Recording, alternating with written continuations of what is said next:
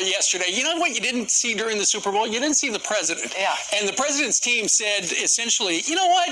People don't want to see a politician on Super Bowl Sunday. Well, this is what they're saying. So instead, what the president and his team put out was they put out a 48-second video that was shot in the screening room in the East Wing of the White House. And essentially, and this is crazy, we've talked extensively about how Bidenomics is a terrible term.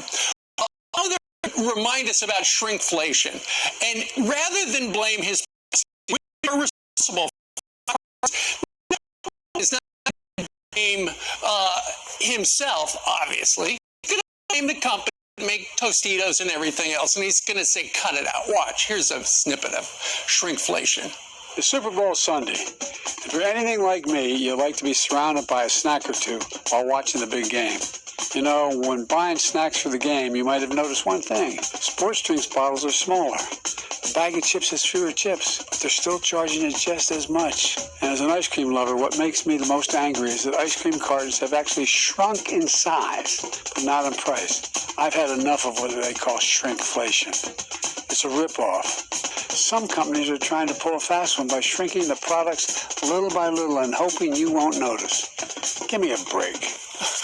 Very bizarre. His policies are the reason things cost more. And rather than jack up the price, what they're doing is he's absolutely right. The manufacturers are making smaller amounts of things inside the same packages, but they are his policies. It seems tone deaf. What did you think?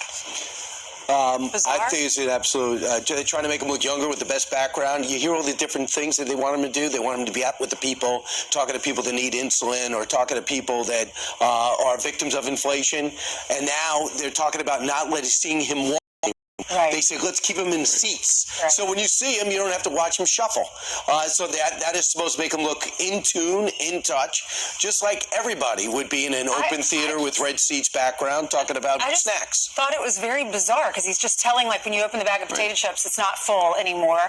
And but it was just bizarre. There was no solution to it. It's just him saying he hates shrinkflation. So I watched all the shows, and everything was just focused on Joe Biden getting a bad deal from Robert Hur, who had no business writing a thorough report, and he's a partisan hack, except, of course, he was appointed by Merrick Garland, and we're supposed to leave the Department of Justice separate from politics. We forgot about that, but one thing we have not forgot about is polling the American public about what they are thinking about the President of the United States. Republicans and Democrats, 86% of adults think he's too old for another term. 73% of Democrats thinks he's too old for another term.